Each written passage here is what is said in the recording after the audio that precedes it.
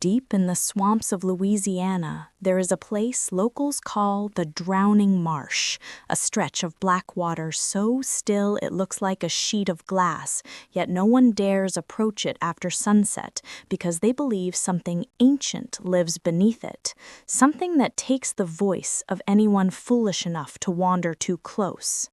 A man named Robert, a wildlife researcher, ignored the warnings in search of rare birds and set out into the swamp one fog-heavy evening, the air humming with crickets and the distant splash of unseen creatures. As he paddled deeper, he noticed the fog growing unnaturally thick, curling around his boat like hands pulling him in. The night fell faster than it should have, and soon the only sound was his own breath, until he heard someone whisper his name just inches behind him. Robert spun around, but no one was there, only endless water and a pale glow slowly rising from beneath the surface. His heartbeat thudded in his ears as the water rippled and a figure began to emerge, a woman with long tangled hair, soaked clothing clinging to her bones, eyes hollow and glowing faintly green.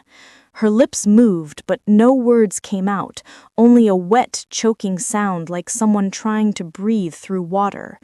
She reached toward him, her fingers dripping algae, leaving cold trails through the air.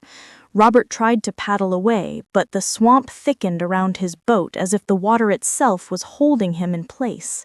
The woman leaned closer, her mouth stretching open far wider than it should, and suddenly a rush of voices poured out, hundreds, maybe thousands, crying, screaming, begging for help, each one sounding like it was drowning.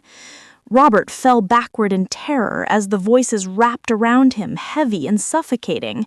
When he looked up, the woman was right beside him in the boat, somehow dry now, her face inches from his, whispering, "I kept your voice for you all these years." Robert froze. He hadn't spoken a word since he was 10 years old, the night he wandered into these same swamps and was found 3 days later mute and shaking. He never remembered what happened. Until now. The woman placed a cold hand on his throat and suddenly he felt something writhing inside him, crawling upward like a trapped creature trying to escape. He opened his mouth to scream, but only water came out, cold, dark water. The swamp swallowed his voice, then swallowed him. Days later, search teams found his boat drifting empty near the edge of the marsh, covered in muddy handprints that didn't match his.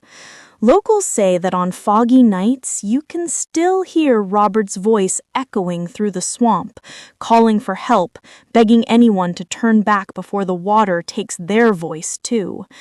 And if you listen too long, they say the swamp will whisper your name next. If this story haunted your imagination, like and subscribe to Haunted States, where every corner of America hides a nightmare waiting to be told.